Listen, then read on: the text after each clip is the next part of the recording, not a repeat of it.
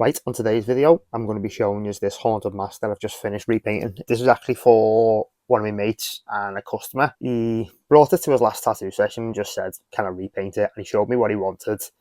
And to be fair, it was just black washing, some dry brushing and repainting the mouth. So it wasn't the biggest job, but I'll be honest, I still shit myself a bit and checked it was still in stock in the UK just to make sure I didn't fuck it up. But I've got to say, I'm really happy with the outcome. Probably me toughest and best outcome repaint that I've done to date.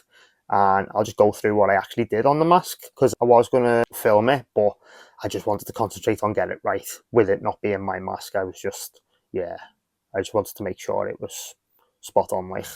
So I'll just talk you through what I did, because I didn't put it back to a blank. I left the stock paint job and I used all Mayberry Monsters Nightshade. And the first thing I done was put a black wash over it. And what a black wash is basically is you get water, spray the mask down, and then paint the mask completely black. You thin that paint out a bit, paint the mask completely black, let it sit for a minute, and then you dab it and get get nearly all the black off.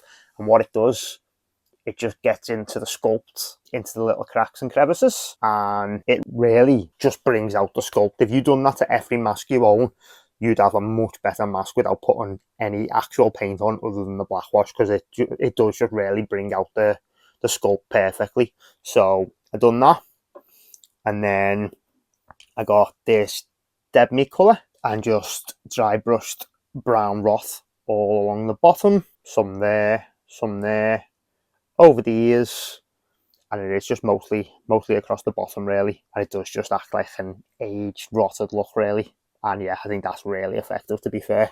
And then I grabbed this ghoul colour, and what I did was the black wash had settled in a little bit dark, to be honest. So see, like there was like quite a lot of black pulled up there. So wherever the black wash was a bit heavy, I just went back with this ghoul colour and just repainted over the black, and it didn't completely cover it.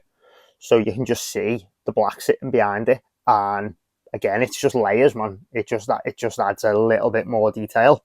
And this ghoul colour is absolutely perfect. I picked this up for a Halloween H40 repaint for like round the mouth and stuff, or like the rotted area of that.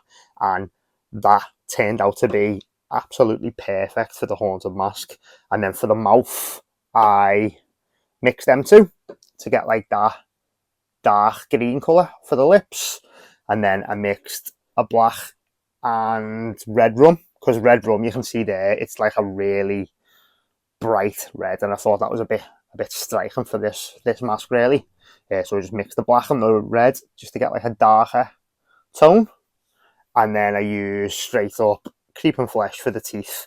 And the biggest benefit to using these Mayberry Monsters Nightshade paints is they're pre-mixed with latex, so you don't have to mix them all up. They just pour and paint really. The one thing I will say though is I don't know if I'm meant to be diluting them with water, but they don't half clog up your brush, so it's basically one paint and then you throw your brush away, because it's just a nightmare to get the latex off the brushes really. So yeah, that's the only downside. But if you just buy like a cheap pack, I go to Works and I think it's like £2 or £3 for a pack of 10 paint brushes, and I literally just buy disposable brushes at this point and just use them for one mask and then bin them really. But yeah, that's what I've done anyway.